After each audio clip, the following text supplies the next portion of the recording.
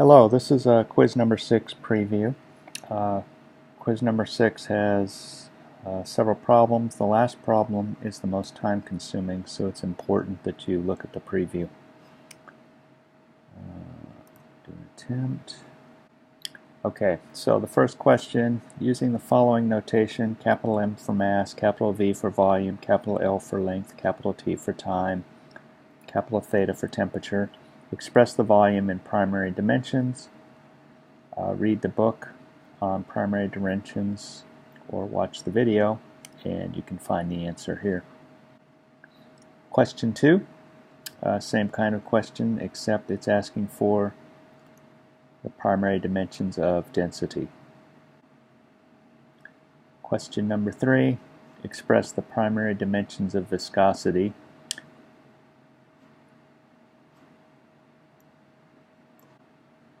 Question 4, express pressure in its primary dimensions.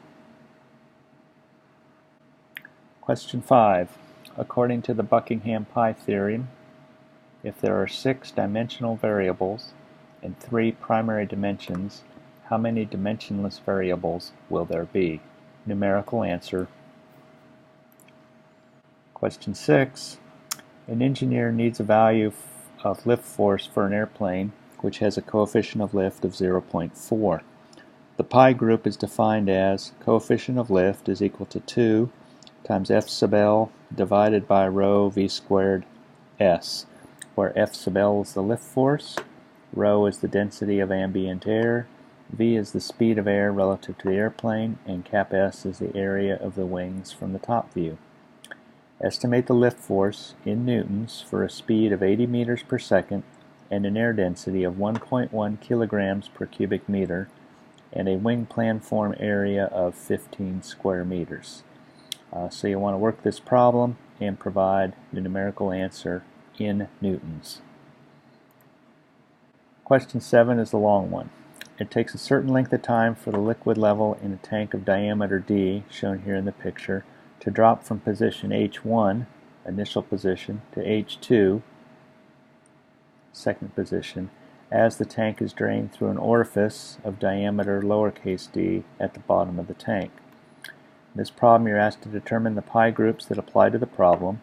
Assume the flow is non-viscous. That's a huge hint because that'll give you an idea of what governing equations to examine.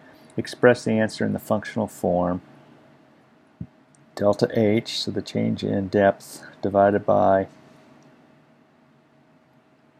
the orifice D is equal to some function of pi 1, pi 2, pi 3. Remember, you're asked just to find the pi groups. You don't have to find the actual function. So in this one, you want to work this problem on a sheet of paper and then photograph that paper and upload the PDF file here. Be sure you put your name on the paper before you do the upload.